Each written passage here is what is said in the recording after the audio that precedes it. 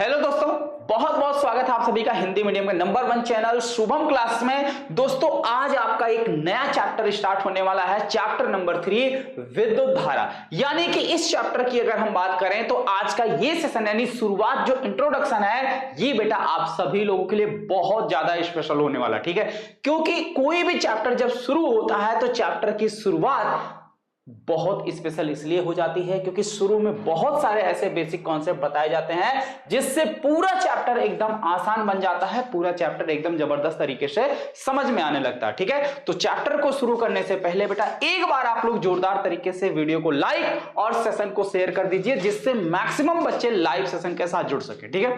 तो चलिए एक बार बेटा आप लोग जोरदार तरीके से सेशन को शेयर कर दीजिए। और चैप्टर को शुरू करने से पहले यहां पर आप देख सकते हैं कि शुभम क्लासेस से हर साल की तरह इस साल भी शुभम क्लासेस के टॉप 100 बैच से पढ़कर बच्चों ने मैक्सिमम अंक स्कोर किया है। जैसा कि आप यहां देख रहे हैं बहुत सारे ऐसे स्टूडेंट हैं जो अपने डिस्ट्रिक्ट में यानी कि जिले में टॉप रैंक हासिल किए हैं। और वहीं यहां आप देख रहे हैं शुभम वर्मा जो कि पूरे उत्तर प्रदेश यानी कि यूपी में नंबर 1 पोजीशन हासिल किए हैं शुभम क्लासेस से पढ़कर, ठीक है। तो आप सभी इस बार आप लोगों की बेटा बारी है पूरे उत्तर प्रदेश में टॉप करने की और उसके साथ साथ अपना नाम तो यह ऊंचा करना ही करना है, अपने साथ साथ अपने माता पिता और शुभम क्लासेस का भी नाम ऊंचा करना, ठीक है। तो कमेंट करके जरूर बताना कि इस बार कितने ऐसे स्टूडेंट हैं जो ये चाहते हैं कि इस बार हम बोर्ड परीक्षा में टॉप करें और अपना मान सम्मान एकदम जबरदस्त तरीके से बढ़ाएं, ठीक है।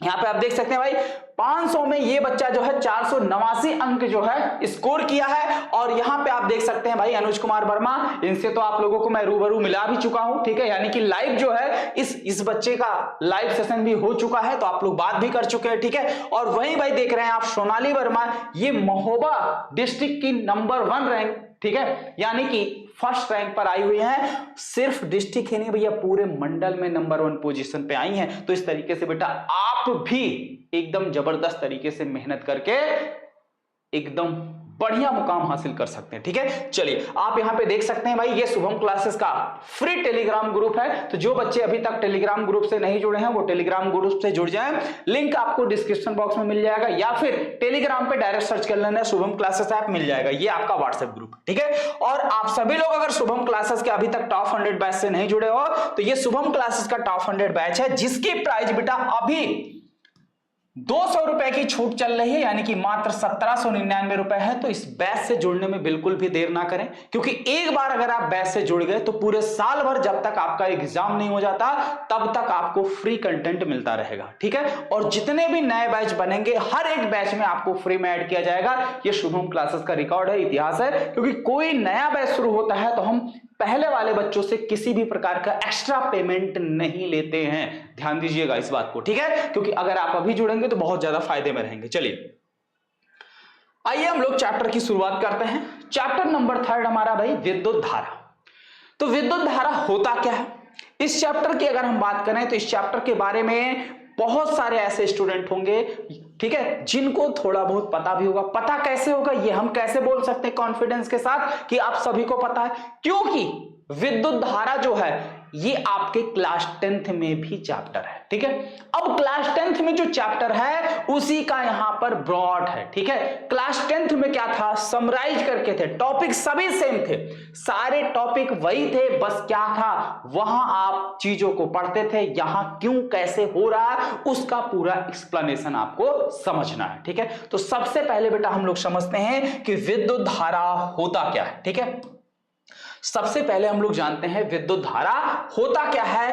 तो सिंपल सी बात है, आवेश प्रवाह की दर को हम क्या कहते हैं, विद्युत धारा कहते हैं। यानी अगर हमारा कोई वायर है या कोई तार है, उस तार में से अगर आवेश एक सिरे से दूसरे सिरे तक क्या करें, प्रवाहित होना शुरू कर दें या चलना शुरू कर दें, तो हम ये कह सकते हैं कि तार में विद्युत धारा का गमन हो रहा है या तार में धारा प्रवाहित हो रही है, ठीक है।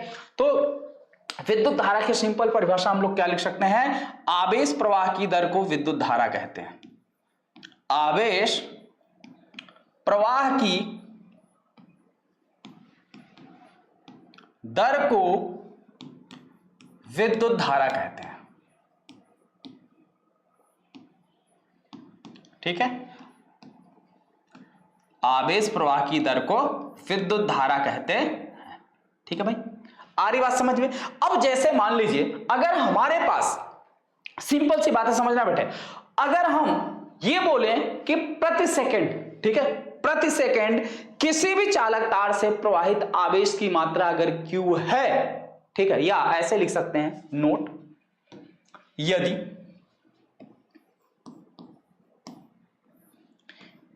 T समय में किसी चालक तार से, किसी चालक तार से Q कूलाम, कितने Q कूलाम आवेश प्रवाहित होते हैं,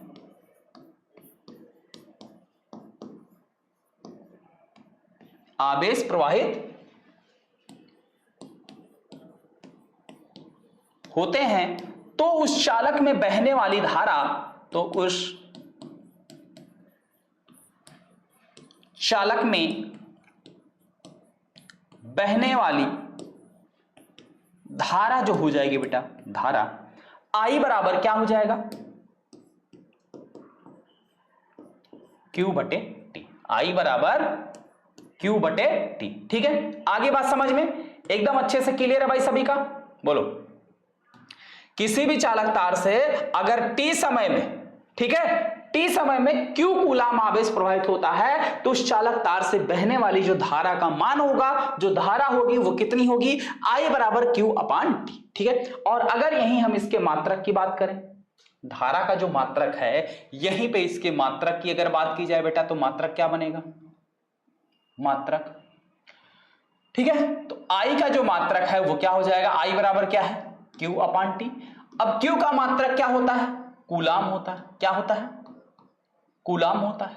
ठीक है, और यहां T का मात्रक क्या होता है, T समय है, समय का मात्रक सेकंड होता है, तो कूलाम बटे सेकंड, कूलाम बटे सेकंड इस धारा का मात्रक होता है, और इसी को हम लोग क्या कहते हैं, ये किसके बराबर होता है, इसी को हम लोग कहते हैं एम्पियर। ये किसके बराबर होता है, एम्पियर। ठीक है, तो कूलाम बटे सेकंड को क्या कहा जाता है, एम्पियर कहा जाता है। और इसकी अगर हम आपसे बीमा पूछ लें, तो इसकी बीमा क्या होती है बेटा, इसकी बीमा जो है, यानी किसकी, आई की। आई क्या है, करंट, और करंट की बीमा क्या होती है, ए होती है। ठीक है, एम्पियर। ठीक है, इतनी बात समझ में आई। अब देखो यहां पर हमें फार्मूला क्या मिला था, आई बराबर Q अपान T, I बराबर Q अपान T।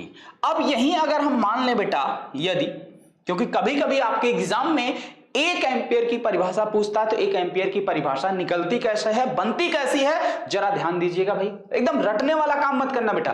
देखिए जैसे मैं पढ़ा रहा हूं, अगर आप ध्यान से देखते चलेंगे तो एक एक कॉन्सेप्ट आपका क्लियर होता चलेगा, कुछ भी आपको रटना नहीं पड़ेगा। ठीक है, आ रही बात समझ में। तो इसके लिए बेटा आप सेशन में एकदम शुरू से लेकर लास्ट तक बने रहिए, और उसके साथ साथ लाइक शेयर जरूर करते चलें। ठीक है, यदि T बराबर 1 सेकंड, हम समय को मान ले रहे हैं कितना, 1 सेकंड। ठीक है, और जो प्रवाहित आवेश है आपका Q बराबर हम मान लेते हैं 1 कूलाम, 1 कूलाम। ठीक है, तब क्या होगा, तब इस चालक तार से बहने वाली धारा जो होगी, तब I बराबर क्या हो जाएगा, 1/1 यानी कि 1। ठीक भाई, Q की जगह 1 रखोगे, T की जगह 1 रखोगे, 1 में 1 से भाग करोगे, ये कहीं आएगा, तो 1 एम्पियर आ गया, 1 एम्पियर आ गया। तो 1 एम्पियर की परिभाषा हम क्या बना सकते हैं भाई,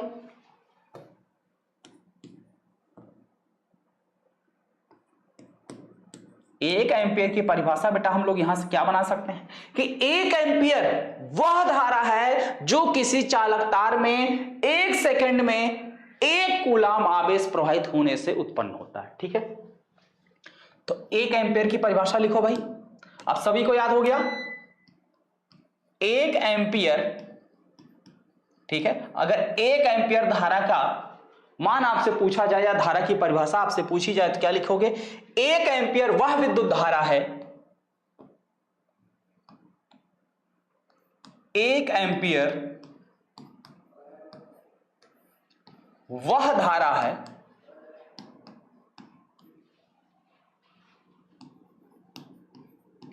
जो किसी चालक तार में, जो किसी चालक में 1 सेकंड में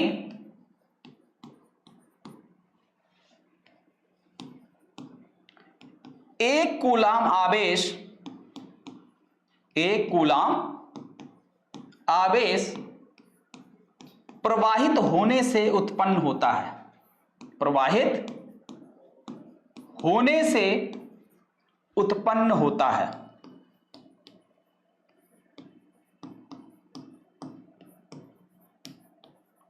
ठीक है, आई बात समझ में? यानी कि 1 एम्पीयर वो विद्युत धारा है जो किसी चालक में 1 सेकंड में 1 कूलाम आवेश प्रवाहित करने से उत्पन्न होता है। ठीक है, इतनी बात बेटा समझ में आ गई सभी लोगों को? क्लियर है?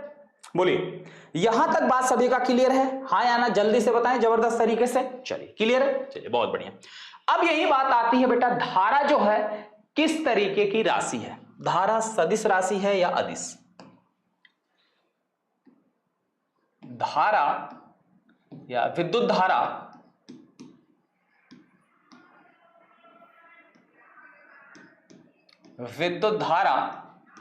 सदिश राशि है, सदिश राशि है या अदिश राशि? कमेंट सेक्शन में जल्दी से बताओ, विद्युत धारा सदिश राशि है या अदिश?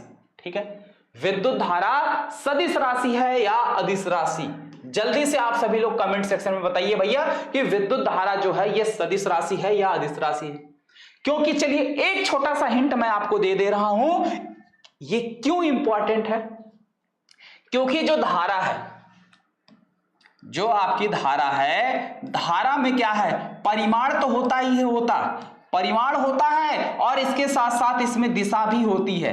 विद्युत धारा में क्या होती है? परिमाण भी होता है लेकिन दिशा भी होती है। ठीक है, दोनों होते हैं। उसके बाद भी ये बेटा कैसी राशि है? अदिश राशि है। उसके बावजूद भी ये कैसी राशि है? अदिश राशि है। क्यों? क्योंकि ये सदिश योग के नियम का पालन नहीं करती है। ठीक है, विद्युत धारा में जो है परिमाण के साथ साथ दिशा भी है, उसके बाद भी ये सदिश राशि नहीं है, अदिश राशि है। क्यों? क्योंकि ये जो है विद्युत धारा जो, ठीक है, सदिश राशियां हैं, वो सदिश योग के नियम का पालन करती हैं, लेकिन ये सदिश योग के नियम का पालन नहीं करता। ठीक है भाई, आ रही बात समझ में? बोलो, क्लियर है सभी का? और कोई दिक्कत?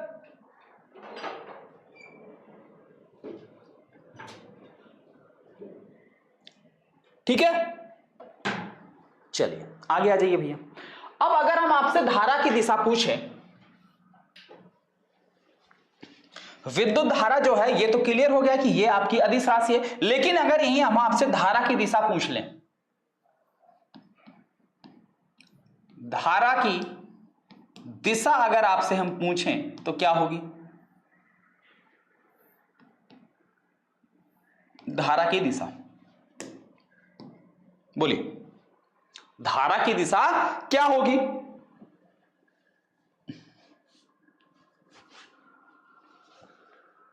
ध्यान दीजिएगा, अगर किसी चालक तार में, जैसे मान लीजिए ये हमारा कोई बैटरी है, ये प्लस है, ये माइनस है।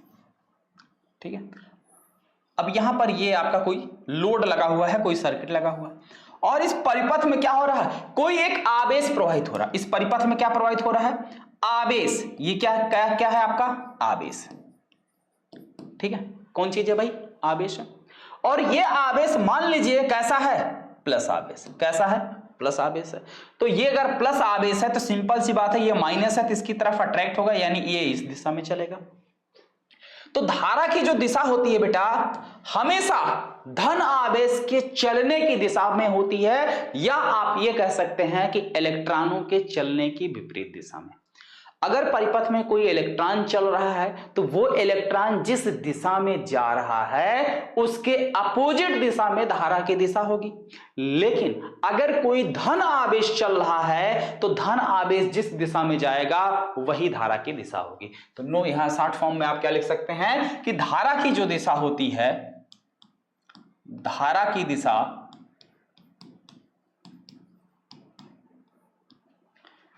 धन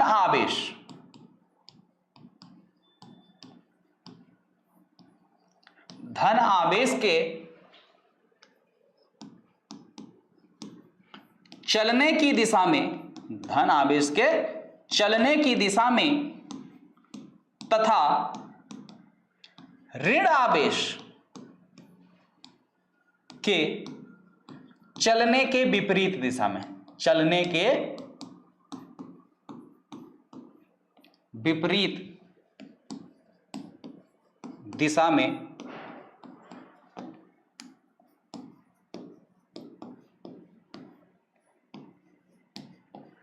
होती है। ठीक है, आई बात समझ में?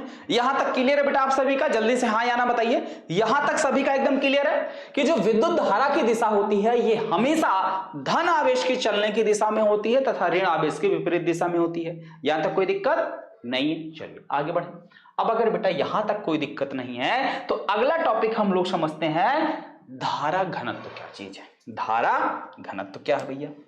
तो चलिए हेडिंग लगाइए, धारा घनत्व यानी कि करंट डेंसिटी। ठीक है, इसको इंग्लिश में क्या बोलते हैं? Current density. धारा घनत्व को इंग्लिश में क्या बोलते हैं? Current density. करंट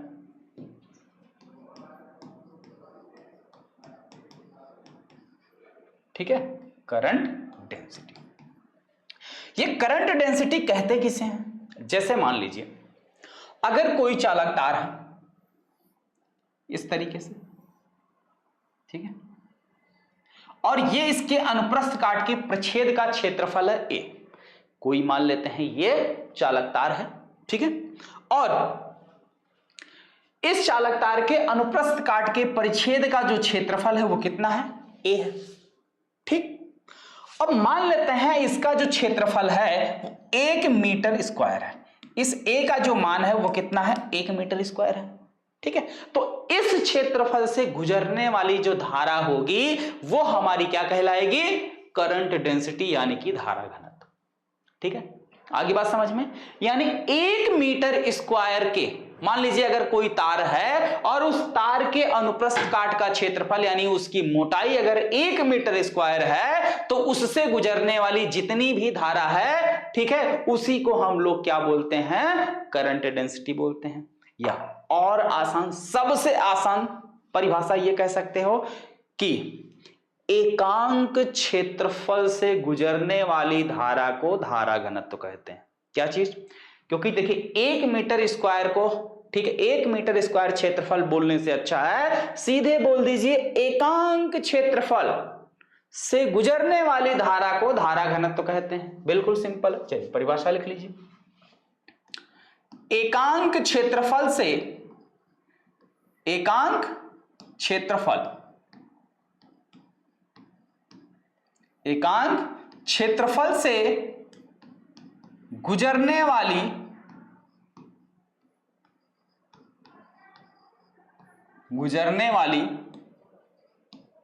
धारा को धारा घनत्व कहते हैं। धारा घनत्व कहते हैं। और इसे जो है जे से प्रदर्शित करते हैं। किससे? इसे जे से प्रदर्शित करते हैं। किससे प्रदर्शित करते हैं बेटा?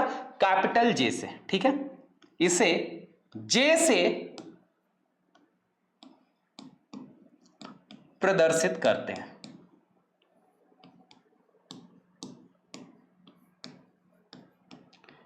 ठीक है, क्लियर है आप सभी का? तो एक बार बेटा आप लोग सेशन को लाइक शेयर करते चलिए। तो जे बराबर क्या हो जाएगा आपका? जे बराबर हो जाएगा आई बटे में ए। ठीक है, जे बराबर क्या हो जाएगा? आई बटे ए। क्लियर? आगे बात समझ में। अब इसका जो मात्रक हो जाएगा, जे का मात्रक, आई का मात्रक क्या होता है? एम्पियर। ए का मात्रक क्या होता है? Metre square. एम्पियर बटे मीटर स्क्वायर जो है इसका मात्रक हो जाएगा। ठीक है, किसका? धारा घनत्व का जो मात्रक होगा वो एम्पियर बटे मीटर स्क्वायर होगा। क्लियर है भाई? यहां तक किसी बच्चे को कोई दिक्कत, कोई डाउट, कोई परेशानी नहीं है? बताओ, यहां तक कोई दिक्कत नहीं भैया, कोई समस्या नहीं है? चलिए आगे बढ़िए।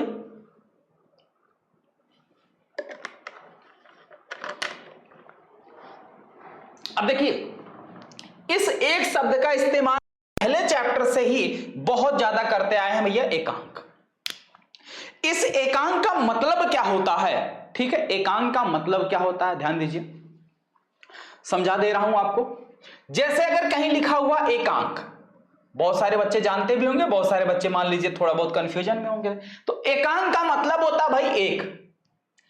एकांक यानी एक अंक। इस एकांक को अगर हम तोड़े तो हमें क्या मिल रहा भाई? देखिए, एक और प्लस अंक, इन दोनों को मिलाकर क्या बना है? एकांक बना है, यानी एक अंक। अब ये एकांक है क्या? अब कभी कभी ये एकांक लंबाई बन जाता है, कभी कभी एकांक, ठीक है, कभी कभी इसे 1 मीटर लेते हैं, कभी 1 मीटर स्क्वायर लेते हैं, कभी 1 सेंटीमीटर लेते हैं, कभी 1 कूलाम लेते हैं। तो कब क्या लेते हैं डिपेंड करता है इस एकांक के साथ कौन सा शब्द जुड़ा हुआ है। तो एकांक के साथ क्षेत्रफल जुड़ा हुआ है, तो क्षेत्रफल का मात्रक होता है मीटर स्क्वायर। तो इसलिए यहां इस एकांक का मतलब हो जाएगा 1 मीटर स्क्वायर। ठीक है, यहां पे जो एकांक शब्द आया हुआ है, इस एकांक का मतलब हो गया 1 मीटर स्क्वायर। ठीक है, अगर कहीं शब्द आता एकांक लंबाई, तो उसका मतलब हो जाता 1 मीटर। ठीक है, अब तो कोई दिक्कत नहीं भाई, एकांक को लेके आप सभी का कोई कंफ्यूजन, कोई दिक्कत नहीं है ना? ये सब क्लियर है? चलिए आगे बढ़े। आइए अब हम लोग आगे बढ़ते हैं। ठीक है, चलिए अब देखिए, चाहे छोटे ही सही पर 2 फार्मूले हमने पढ़े। कौन कौन से? रिपीट कराता हूं। एक देखिए, एक फार्मूला हम लोगों ने पढ़ा, I बराबर Q अपान टी। I बराबर Q अपान टी, ये एक फार्मूला ये हम लोगों ने पढ़ा। और एक फार्मूला हमने पढ़ा J बराबर, अब देखिए यहीं पे, परंतु जो I है, I बराबर क्या होता है? Q अपान में टी। अब इस I का मान यहां अगर आप रखोगे, J बराबर आपको क्या मिल जाएगा? Q अपान टी और नीचे A, ये क्या हो जाएगा? Q अपान AT, ये भी हो जाएगा Q अपान AT हो जाएगा। एक ये नया फार्मूला बन गया ना। चलिए अब आइए इस पे छोटा छोटा जो भी न्यूमेरिकल आता है उसको जो है एक आध करके देखते हैं, जिससे कॉन्सेप्ट पूरा एकदम क्रिस्टल क्लियर हो जाए, यानी मक्खन के तरीके से एकदम क्लियर हो जाए। ठीक, चलिए क्वेश्चन लिखिए भाई, आइए देखते हैं। सबसे पहला क्वेश्चन ये है कि किसी बिंदु P से Q की ओर, ठीक है, किसी बिंदु P से Q की ओर 10 की पावर 9 इलेक्ट्रॉन 10 की घात -3 सेकंड में प्रवाहित हो रहा है। ठीक है, ध्यान दीजिएगा, क्या कह रहा है? किसी बिंदु, क्वेश्चन कह रहा है किसी बिंदु PQ, या आप A भी लिख लो, A से B की ओर, A से B की ओर 10 की घात 9 इलेक्ट्रॉन, 10 की घात 9 इलेक्ट्रॉन 10 की घात -3 सेकेंड में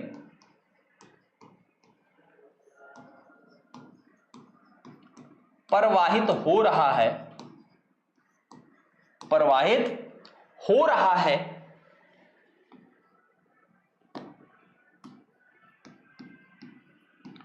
तो धारा का मान व दिशा ज्ञात कीजिए। धारा का मान व दिशा ज्ञात कीजिए। ठीक है, धारा का मान व दिशा ज्ञात कीजिए। चलिए आइए इसको समझते हैं। क्या कह रहा है कि A से B, यानी 2 पॉइंट हमारे पास, एक है A और दूसरा यहां कहीं है बी। इस दिशा में क्या हो रहा, 10 की घात 9 इलेक्ट्रॉन प्रवाहित हो रहे हैं, यानी जो इलेक्ट्रॉन है इस दिशा में चल रहा है। तो हमने आपको क्या बोला था, धारा की जो दिशा होगी इलेक्ट्रॉन के चलने के विपरीत दिशा में होती है। अब चूंकि आपका इलेक्ट्रॉन ए से बी जा रहा है तो इसलिए इसका जो विपरीत होगा बी से ए होगा। तो जो धारा की दिशा होगी वो क्या होगी, बी से ए। तो पहली चीज तो हमें यह समझ में आ गई कि धारा की जो दिशा है क्या होगी, ये तो सभी का क्लियर है भाई, वो बी से ए होगी, क्योंकि इलेक्ट्रॉन के चलने की विपरीत दिशा और इलेक्ट्रॉन आपका ए से बी जा रहा है। क्लियर है। चलिए अब आपको निकालना क्या, देखिए दिया क्या है। सबसे पहले Q बराबर कितना दिया है, 10 की घात 9 इलेक्ट्रॉन, 10 की घात 9 इलेक्ट्रॉन। ठीक है, यानी इसे हम कह सकते हैं 10 की पावर 9 ई, 10 की पावर 9 ई। और ई का मान आप जानते हैं कितना होता है, 1.6 गुणे 10 की घात -19। ठीक है, इतना। ये तो इलेक्ट्रॉन था, अब ये किस में बदल गया, कूलाम में बदल गया। ठीक है, क्योंकि पहले ही चैप्टर में हमने आपको बताया था बेटा, जो Q होता है, Q बराबर होता है Ne, यानी नंबर ऑफ इलेक्ट्रॉन। ठीक है, Q बराबर क्या होता है, Ne, नंबर ऑफ इलेक्ट्रॉन। तो यहां पे इलेक्ट्रॉन कितने हैं, कितने इलेक्ट्रॉन है, 10 की घात 9, यानी यहां पे N का जो मान है वो कितना है, 10 की घात 9 है। ठीक है, तो Q बराबर कितना हो जाएगा, 10 की घात 9 और गुणे E, और E का मान आप जानते हैं 1.6 गुणे 10 की घात -19 होता है। ठीक है, चलिए और क्या दिया है, समय दिया है, समय कितना दिया है, 10 की घात -3 सेकेंड। ठीक है, T बराबर कितना दिया है, 10 की घात -3 सेकेंड दिया हुआ है कि नहीं बेटा, दिया है ना। चलिए ये भी लिख लिया हमने। अब आपसे पूछा धारा I बराबर क्या होगा, तो लगा लो फार्मूला। I बराबर क्या हो जाएगा, Q अपान में T।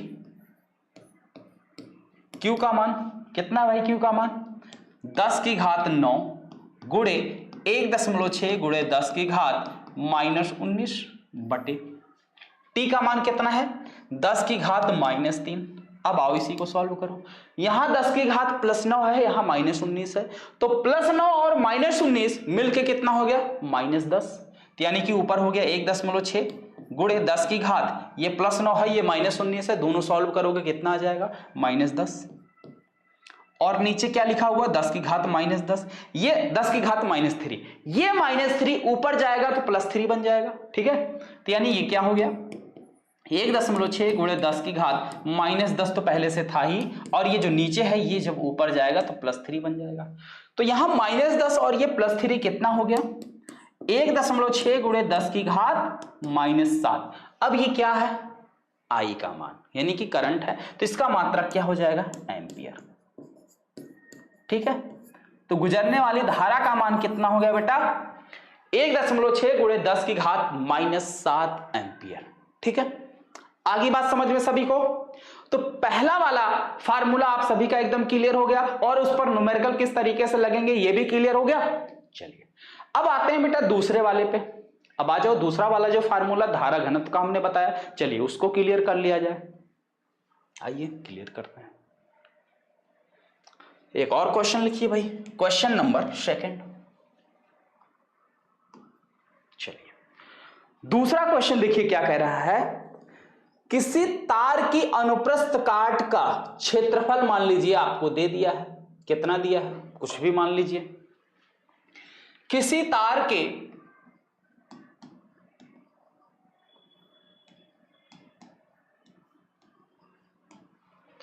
अनुप्रस्थ काट का क्षेत्रफल, अनुप्रस्थ काट का क्षेत्रफल, ठीक, कुछ भी मान लीजिए, किसी तार के अनुप्रस्थ काट का क्षेत्रफल मान लीजिए 3 गुणे 10 की घात 8 मीटर स्क्वायर। कितना है, 3 गुणे 10 की घात 8 मीटर स्क्वायर है। ठीक है, उसमें से 5 एम्पियर की धारा प्रवाहित हो रही है, जिसमें से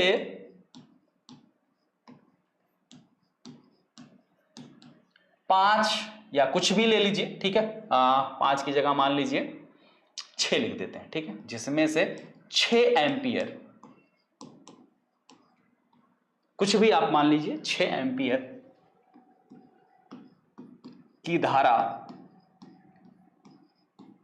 प्रवाहित हो रही है।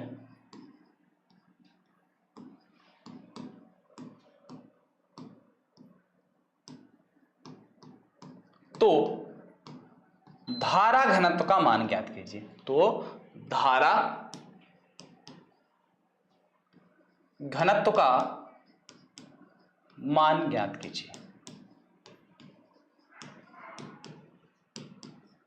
ठीक। तो धारा घनत्व का मान ज्ञात कीजिए, ये चीज आपसे पूछा।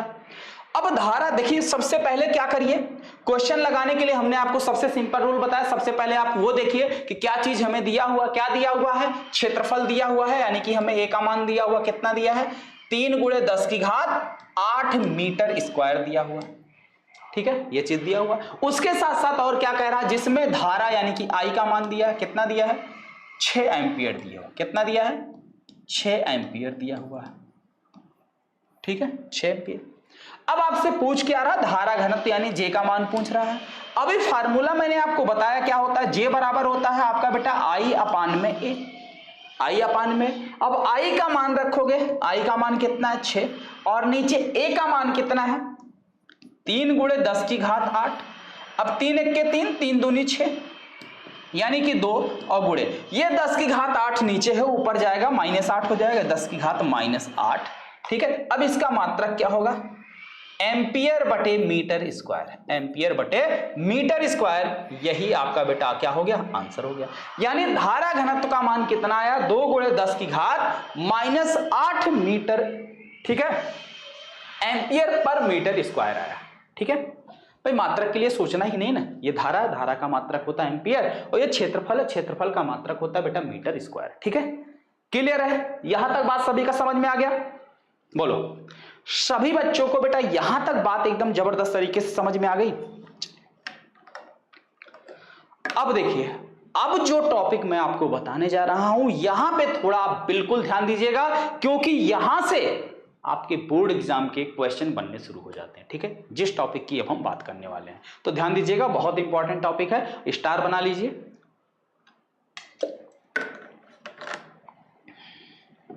सेशन को लाइक शेयर कर दीजिएगा भाई, ठीक है। चलिए, तो सेशन को बेटा आप लोग लाइक शेयर करते चलिए।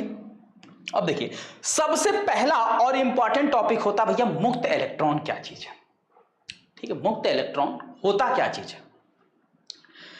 जैसे कहने का मतलब यह है कि किसी भी चालक तार में नंबर ऑफ इलेक्ट्रॉन यानी फ्री इलेक्ट्रॉन जो होते हैं वो आपके क्या कहलाते हैं, मुक्त इलेक्ट्रॉन कहलाते हैं, ठीक है, यानी जो बिल्कुल फ्री होते हैं, ठीक। कोई भी चालक तार है तो चालक तार के अंदर फ्री रूप में यानी कि बिल्कुल स्वतंत्र रूप में कुछ ना कुछ प्लस चार्ज और माइनस चार्ज पाए जाते हैं। तो जो माइनस चार्ज होते हैं फ्री, वो आपके हैं मुक्त इलेक्ट्रॉन। अब यहीं से सबसे पहला और मोस्ट इंपॉर्टेंट परिभाषा बनता है भैया कि अपवाह वेग क्या है और श्रांति काल क्या है, ठीक है। अपवाह वेग क्या होता है और श्रांति काल क्या होता है, दोनों चीजें एग्जाम में आती हैं, तो ध्यान दीजिएगा, दोनों बहुत आसान है। तो हेडिंग लगा लीजिए, अपवाह वेग तथा श्रांति काल। अपवाह वेग या अनुगमन वेग, अपवाह वेग, ठीक है, या इसी को बोलते हैं अनुगमन वेग, अनुगमन वेग, ठीक है, ओके। तथा इसी में लगे हाथ ये भी जोड़ लीजिए श्रांति काल, श्रांति काल ये होता क्या है। जैसे मान लीजिए किसी भी चालक की अगर हम बात करें, जैसे मान लीजिए ये अगर हमारा चालक है, कोई भी विद्युत का चालक कब होता है, जब उसमें मुक्त इलेक्ट्रॉन होते हैं। अगर किसी पदार्थ में मुक्त इलेक्ट्रॉनों की संख्या 0 है तो वो कुचालक है, अगर मुक्त इलेक्ट्रॉनों की संख्या कुछ है तो वो चालक है। यानी अगर किसी भी पदार्थ के अंदर आपके मुक्त इलेक्ट्रॉन पाए जाएंगे तो ही वो चालक कहलाएगा, अदरवाइज वो चालक नहीं कहलाएगा, ठीक है। जैसे मान लीजिए ये आपका कोई पदार्थ है, ठीक है, इस पदार्थ को कोई हम नाम दे देते हैं, ठीक, ए बी, इसको कोई नाम दे दिया जाता है भाई ए बी, ठीक। अब कोई भी पदार्थ हो, पदार्थों के अंदर क्या होता है भाई, मुक्त इलेक्ट्रॉन होते हैं, ठीक है। तो मान लेते हैं इसके अंदर ढेर सारे आपके मुक्त इलेक्ट्रॉन हैं, ये आपके क्या है, मुक्त इलेक्ट्रॉन है। अब ये जो मुक्त इलेक्ट्रॉन होते हैं ये क्या करते हैं बेटा, रैंडम यानी कि अनियमित रूप से चालक तार के अंदर क्या करते हैं, गति करते हैं, ठीक है। जो आप लोग बोलते हैं ना, केमिस्ट्री में पढ़े होंगे, ब्राउनी गति, ठीक है। तो उसी तरीके से जैसे अगर कोई विलयन है, उस विलयन के अंदर जो विलयन यानी पार्टिकल हैं, जो विलयन के कण है, वो अनियमित रूप से जिगजैग मोशन करते हैं, यानी इधर उधर बिल्कुल डिसऑर्डर। जैसे इसका मतलब मैं आपको समझाता हूं। जैसे मान लीजिए बेटा, अगर आप स्कूल में हैं, कहां हैं आप, स्कूल में हैं, ठीक है, ओके।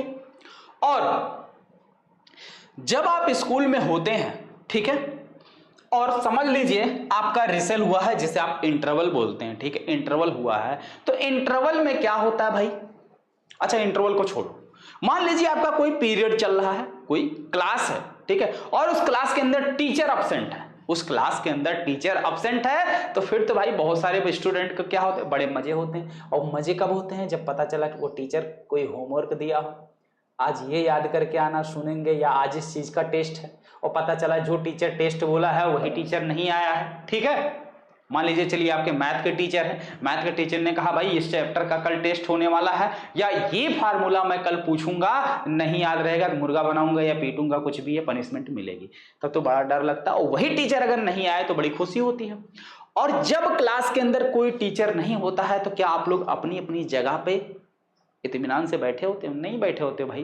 अपने यार दोस्तों से कोई इधर मुंह करके बात कर रहा है, कोई उधर मुंह करके बात कर रहा है, यानी बिल्कुल एक तरीके से समझ लीजिए डिसऑर्डर होता है, डिसऑर्डर, ठीक है, कोई इधर कोई उधर कोई उधर। लेकिन जैसे ही क्लास के अंदर कोई टीचर एंट्री करता है तो सब लोग अपनी अपनी जगह पे एक निश्चित दिशा में एक निश्चित स्थान पर बैठ जाते हो, ठीक है। ठीक उसी तरीके से बेटा ये जो चालक तार हैं, चालक तार के अंदर क्या होते हैं, ये जो आपके मुक्त इलेक्ट्रॉन होते हैं, क्या चालक तार के अंदर ये जो आपके मुक्त इलेक्ट्रॉन होते हैं, ये मुक्त इलेक्ट्रॉन पूरे चालक तार के अंदर अनियमित रूप से गति करते हैं। क्या करते हैं, अनियमित रूप से गति करते हैं। और जब इनके सिरों के बीच, जब इन चालक तार के सिरों के बीच में हम क्या करते हैं, कोई विभवांतर या कोई बैटरी लगा देते हैं, ठीक है।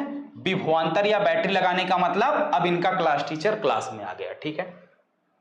जैसे ही कोई विभवांतर या कोई बैटरी हम लगाते हैं, ये सारे मुक्त इलेक्ट्रॉन जो है वो क्या करते हैं भाई, एक निश्चित दिशा में गति करने लगते हैं, एक निश्चित दिशा में भागने लगते हैं। अब चूंकि ये है मुक्त इलेक्ट्रॉन, ये क्या है, इलेक्ट्रॉन है, इलेक्ट्रॉन क्या होंगे भाई, प्लस चार्ज लगा हुआ है, तो इधर माइनस बनेगा, इधर प्लस बनेगा, ठीक है। तो यानी इस दिशा में गति करना शुरू करते हैं, इस दिशा में ये सारे के सारे मुक्त इलेक्ट्रॉन जो हैं ये इस दिशा में गति करते हैं। और इस चालक तार के अंदर जो छोटे मोटे क्या होते हैं भाई, आपके धनायन होते हैं, छोटे मोटे जो धनायन होते हैं यानी कि जो पॉजिटिव चार्ज होते हैं, वो क्या करते हैं भाई, विद्युत क्षेत्र की दिशा में गति करते हैं। जो इसके अंदर आपके धनायन होते हैं यानी कि पॉजिटिव चार्ज होते हैं, वो क्या करते हैं, जैसे मान लो ये प्लस चार्ज है तो ये इस दिशा में भागेगा, ये प्लस चार्ज है तो ये इस दिशा में भागेगा, ठीक है। आगे बात समझ में। तो यानी जब हम किसी चालक तार के सिरों के बीच क्या करते हैं, विभवांतर लगाते हैं, बैटरी का मतलब क्या है, विभवांतर, विभवांतर लगाते हैं, तो ये जो इलेक्ट्रॉन है ये क्या होते हैं, एक्सीलरेट हो जाते हैं, त्वरित हो जाते हैं, और ये क्या करते हैं, चालक तार के अंदर एक निश्चित दिशा में गति करने लगते हैं, और गति करने के दौरान धन आयनों से टकराते हैं। धन आयनों से क्या होते हैं, टकराते हैं, और टकराने के बाद अपनी ऊर्जा क्या करते हैं, खो देते हैं, अपनी एनर्जी लॉस कर देते हैं, जिसके कारण इनके पास ज्यादा वेग नहीं बचता है, एक निश्चित लघु नियत वेग ही बचता है। और उसी निश्चित लघु नियत वेग से ही ये इस चालक तार के सिरों के बीच लगे हुए वैद्युत क्षेत्र के विपरीत दिशा में गति करते हैं। उसी लघु नियत वेग को ही हम क्या कहते हैं, अनुगमन वेग कहते हैं, ठीक है। आगे बात समझ में। जैसे क्या होता है कि मान लीजिए क्लास के अंदर टहल रहे हो, घूम रहे हो, इधर उधर गति कर रहे हो, पता चला कोई क्लास टीचर आ गया, अपनी अपनी बेंच पर नहीं बैठे हो तो भगदड़ मचते हो, मतलब कितनी जल्दी हम जाके अपनी सीट पर बैठ जाएं कि टीचर हमें ना देख पाए और यही समझे कि हम अपनी जगह पे। अब उस भागने के दौरान इधर उधर आप लोग टकरा भी जाते हो, एक आध दो बच्चे ऐसे भी होते हैं जो आपस में टकरा जाते हैं। तो जो आपस में टकरा जाते हैं तो वो जिस स्पीड से भाग रहे होते हैं उनकी स्पीड कम हो जाती है ना, कम हो जाती है। तो वही सिंपल कॉन्सेप्ट यहां पर ही है कि जब हम किसी चालक तार के सिरों के बीच क्या करते हैं, विभवांतर लगाते हैं, जो चालक तार के अंदर उपस्थित मुक्त इलेक्ट्रॉन क्या होते हैं, त्वरित हो जाते हैं और त्वरित होकर क्या करते हैं, धन आयनों से टकराते हैं और टकराने के पश्चात अपनी ऊर्जा को खो देते हैं, जिसके कारण सभी मुक्त इलेक्ट्रॉन एक लघु नियत वेग से वैद्युत क्षेत्र के विपरीत दिशा में गति करते हैं। इसी लघु नियत वेग को हम क्या कहते हैं, अनुगमन वेग कहते हैं। ठीक, चलिए तो परिभाषा लिखें बेटा। अब सभी का क्लियर हो गया? कोई ऐसा स्टूडेंट है जिससे अभी भी कोई डाउट है? मुझे लगता है इतना सरल एग्जाम्पल मैंने दिया है, एकदम सभी का एकदम जबरदस्त तरीके से, मक्खन की तरीके से क्लियर हो गया, यानी जिसे कहते हैं ना क्रिस्टल क्लियर, पानी की तरह साफ। ठीक है, चलिए तो आइए भाई लिखिए। जब किसी चालक तार के सिरों के बीच, जब किसी चालक तार के सिरों के बीच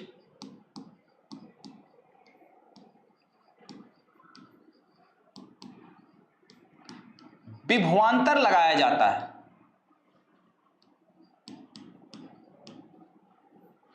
विभवांतर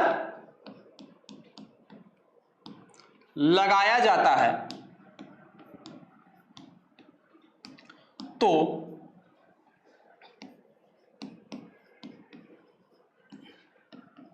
चालक के अंदर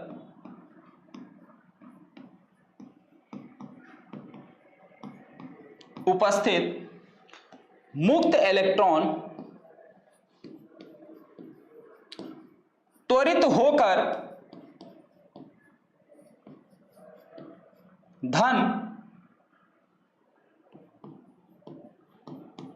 धनायनों से क्या होते हैं, टकराते हैं, जिसके कारण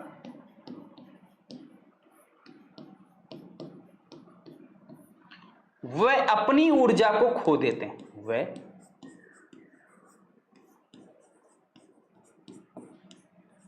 अपनी ऊर्जा को खो देते हैं। ठीक है, और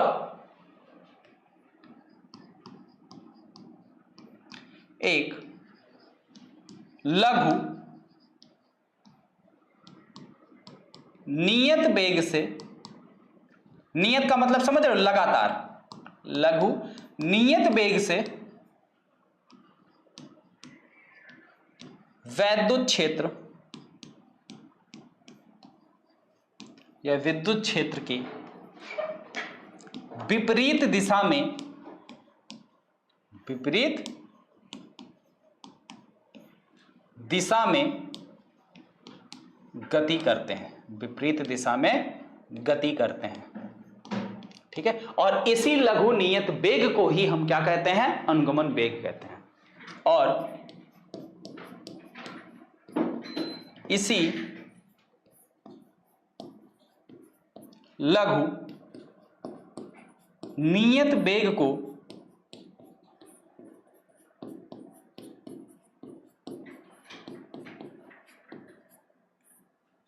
अनुगमन वेग कहते हैं।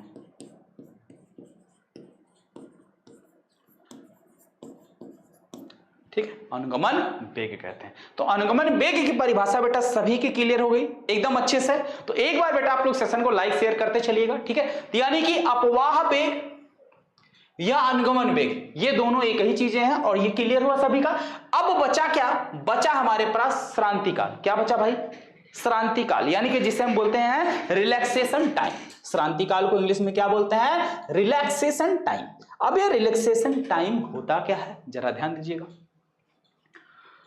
दो लगातार धन आयनों से टकराने में या दो क्रमागत टक्करों के बीच लगे समय को श्रांति काल कहते हैं। जैसे मान लीजिए ये कोई इलेक्ट्रॉन है, ये जो धन आयन है ये इस दिशा में चल रहे हैं।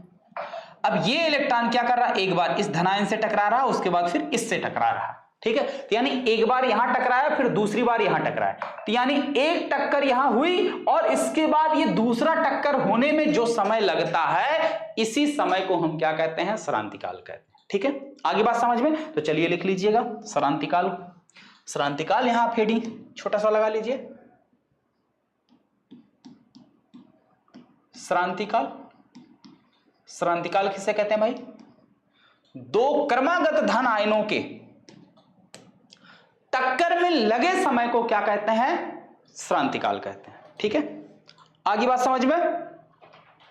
लिखिए, दो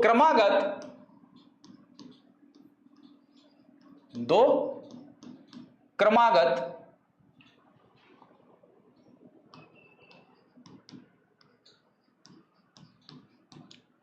टक्करों के बीच लगे समय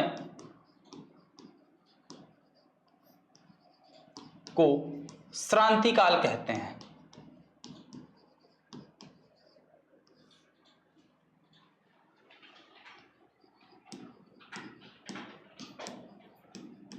ठीक, दो क्रमागत टक्करों के बीच लगे समय को श्रांति काल कहते हैं और इसे टाउ से प्रदर्शित करते हैं। इसे टाउ से प्रदर्शित करते हैं और इसका मात्रक सेकंड होता है, क्योंकि ये क्या है? समय ही तो दिखा रहा है और इसका मात्रक सेकंड होता है। और ये जो अनुगमन वेग होता है बेटा, ये अनुगमन वेग, ठीक है, ठीक है, ये जो है लगभग मान के चलिए, जो अनुगमन वेग है ये आपका लगभग 10 की घात -9 मीटर प्रति सेकंड होता है, ठीक है। 10 की घात -9 मीटर प्रति सेकंड होता है, या मीटर की कोटि का होता है, दोनों बातें बोल सकते हैं, ठीक है। लगभग 10 की घात -9 मीटर पर सेकंड, या आप बोल सकते हैं, ठीक है, कि 10 की घात -9 मीटर की कोटि का होता है। और ये जो श्रांति काल है इसका मान लगभग, ठीक है, इसका मान लगभग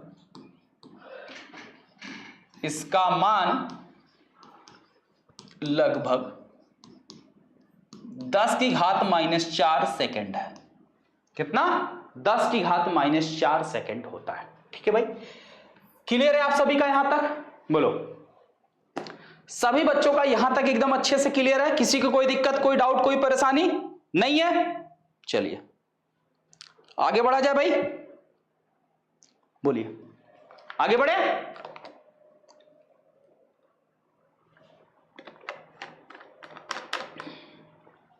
अब अगला जो टॉपिक है, ठीक है,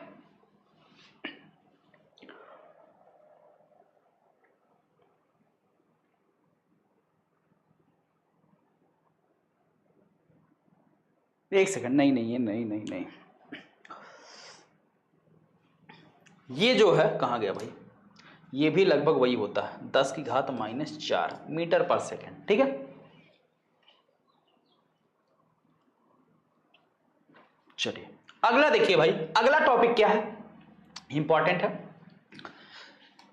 और आप क्वेश्चन पेपर प्रीवियस ईयर का या अनसॉल्व पेपर कुछ भी उठाकर अगर आप देखोगे तो उसमें ये क्वेश्चन आपको जरूर मिलेगा, तो इसलिए इस पर भैया स्टार बना लो, 3 स्टार।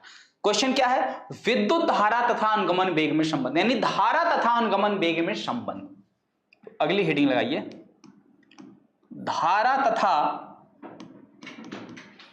अनुगमन वेग में संबंध। अनुगमन वेग में संबंध, ठीक है, इसको हम लोग अच्छी तरीके से कल डिस्कस करेंगे। और आज जो है जितने भी बच्चे इस सेशन को देख रहे हैं, जितना भी मैंने पढ़ाया इसका रिवीजन जरूर कर लीजिएगा, क्योंकि अगर इसका रिवीजन आप अच्छे से कर लेते हो तो ये पूरा चैप्टर, ये समझ लीजिए आपकी मुट्ठी में, पूरा चैप्टर आपको एकदम जबरदस्त तरीके से समझ में आने वाला। ठीक है, तो और जितने भी बच्चे बेटा अभी तक शुभम क्लासेस का ये टॉप 100 बैच नहीं ज्वाइन किए हैं, आप सभी लोग बेटा शुभम क्लासेस का टॉप 100 बैच जरूर ज्वाइन कर लीजिएगा, जिसकी प्राइस अभी 1799 रुपए है, यानी 200 रुपए का आपको छूट मिल रहा है, डिस्काउंट मिल रहा है। और इसके अंदर देखिए आपको मिल रही है live class, toppers notes, smart class notes, साथ ही साथ chapter wise important question answer, one shot revision, उसके साथ साथ प्रीवियस ईयर क्वेश्चन पेपर का सॉल्यूशन, डाउट क्लास, यानी जो डाउट क्लास है वो आपकी क्लास के अलावा अलग से आपको क्लास मिलेगी। ठीक है, स्पेशल ट्रिक, जैसे बोर्ड एग्जाम की कॉपी कैसे लिखें, कोई क्वेश्चन एग्जाम में नहीं आता तो उसमें हम क्या स्ट्रेटजी लगा सकते हैं, न्यूमेरिकल कैसे करें, डेरिवेशन कैसे करें, ये सारी चीजें A to Z पूरी कंप्लीट तैयारी जो है इस बैच के अंदर आपको कराई जाएगी। और हर संडे आपका टेस्ट है। अगर आप अभी बैच से जुड़ते हैं तो एग्जाम तक जितने भी बैच आपके शुरू होते हैं, ठीक है, जैसा कि क्रैश कोर्स हो गया, ठीक है, क्रैश कोर्स के साथ साथ ब्रह्मास्त्र बैच हो गया, ब्रह्मास्त्र बैच के साथ साथ संजीवनी बैच हो गया, ये सभी बैचेज आपको बिल्कुल फ्री में मिलेंगे। ठीक है, इसके लिए आपको अलग से कोई भी चार्ज नहीं देना पड़ेगा। ठीक है, और बैच से जुड़ने के लिए आप इस दिए गए व्हाट्सएप नंबर पर कॉल या मैसेज कर सकते हैं। और जैसा कि आप देख रहे हैं, हर साल की तरह इस साल भी शुभम क्लासेस ने एकदम जबरदस्त टॉप रिकॉर्ड बनाया है। और शुभम क्लासेस से पढ़कर शुभम वर्मा ने भाई देखिए पूरे उत्तर प्रदेश में रैंक 1 हासिल किया। तो इस तरीके से, और सिर्फ शुभम वर्मा नहीं, यहां पे देखिए और भी ऐसे स्टूडेंट हैं जो अपने जिलों में बिल्कुल टॉप रैंक 1 हासिल किए हुए। ठीक है, तो इस बार बेटा आप सभी लोगों की बारी है, तो सभी लोग बिल्कुल तैयार हैं जो भी, ठीक है, कितने ऐसे स्टूडेंट हैं जो इस बार टॉप करना चाहते हैं, कमेंट बॉक्स में जरूर बताइएगा। और साथ ही साथ ये भी बताना कि आज का सेशन आपको कैसा लगा, सारे टॉपिक अच्छे से क्लियर हैं, सब कुछ समझ में आया। और भाई बैच से अगर नहीं जुड़े तो जल्दी ही आप बैच से जुड़ जाइए, ये आपका टेलीग्राम ग्रुप है जो कि आपके लिए बिल्कुल फ्री है। ठीक है, इस टेलीग्राम पर अगर आप सर्च कर लेंगे शुभम क्लासेस ऐप तो भी आपको मिल जाएगा, और नीचे डिस्क्रिप्शन बॉक्स में भी इसका लिंक आपको मिल जाएगा। ठीक, बैच से जुड़ने के लिए अपने मोबाइल के प्ले स्टोर पर सर्च कर लेना शुभम क्लासेस ऐप को डाउनलोड कर लेना, ओपन करोगे, ठीक है, वहां पे इस तरीके से पॉपअप खुल के आएगा जिसमें मोबाइल नंबर का ऑप्शन आएगा, तो उसमें आप अपना मोबाइल नंबर डालेंगे, ये शुभम क्लासेस का नहीं अपना डालेंगे, तो आपके मोबाइल पर, ठीक है, और व्हाट्सएप पर दोनों जगहों पर एक लिंक जाएगा, उस लिंक को ओपन करके पेमेंट करिएगा, डायरेक्ट आप बैच से जुड़ जाओगे। या अगर आप डायरेक्ट इस तरीके से नहीं जुड़ पा रहे हो तो यहाँ दिए गए QR कोड को स्कैन करके पेमेंट करके उसका स्क्रीनशॉट इस दिए गए नंबर पर भेज देना, 15 मिनट के अंदर आपको बैच में जोड़ दिया जाएगा। ठीक है बच्चों, तो चलिए आज के लिए इतना ही, मिलते हैं आपसे कल। Okay, thank you.